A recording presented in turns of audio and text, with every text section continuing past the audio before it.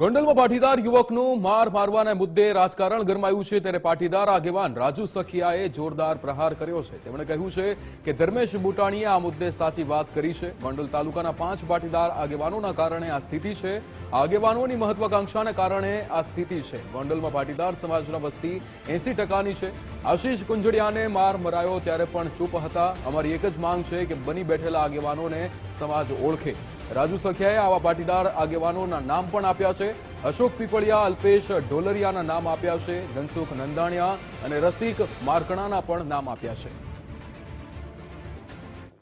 ગોંડલ તાલુકાના 5 એવા આગેવાનો છે જેના કારણે સમાજને દોરાઈ જવું પડે છે। સમાજની સાથે આવા અન્યાય પણ થાય છે અને રાજકીય ક્ષેત્રે અને સામાજિક ક્ષેત્રે તેનું પાછળપણું કાયમીના માટે રહે છે। આવા આગેવાનો જગ જાહેર છે, બધાને ખબર છે। આવા આગેવાનો બધાય છે એ મહત્વાકાંક્ષી છે।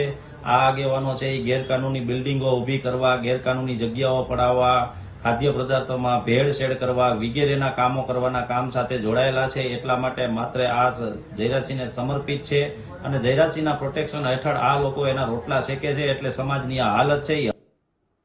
તો જે રીતે અલગ અલગ નામ પણ અહીં આપવામાં આવ્યા છે, તેમણે રાજુ સખિયાએ જે પાટીદાર આગેવાનોના નામ આપ્યા છે તેમાં અશોક પીપળિયા, અલ્પેશ ઢોલરિયાનું પણ નામ છે, ધનસુખ નંદાણીયાનું પણ નામ છે અને સાથે જ રસિક મારકણાનું પણ નામ તેમણે આપ્યું હતું।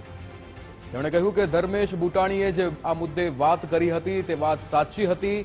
ગોંડલના 5 પાટીદાર આગેવાનોના કારણે જે રીતે આ સ્થિતિ છે તેવું પણ રાજુ સખિયા દ્વારા અહીંયા નિવેદન આપવામાં આવ્યું।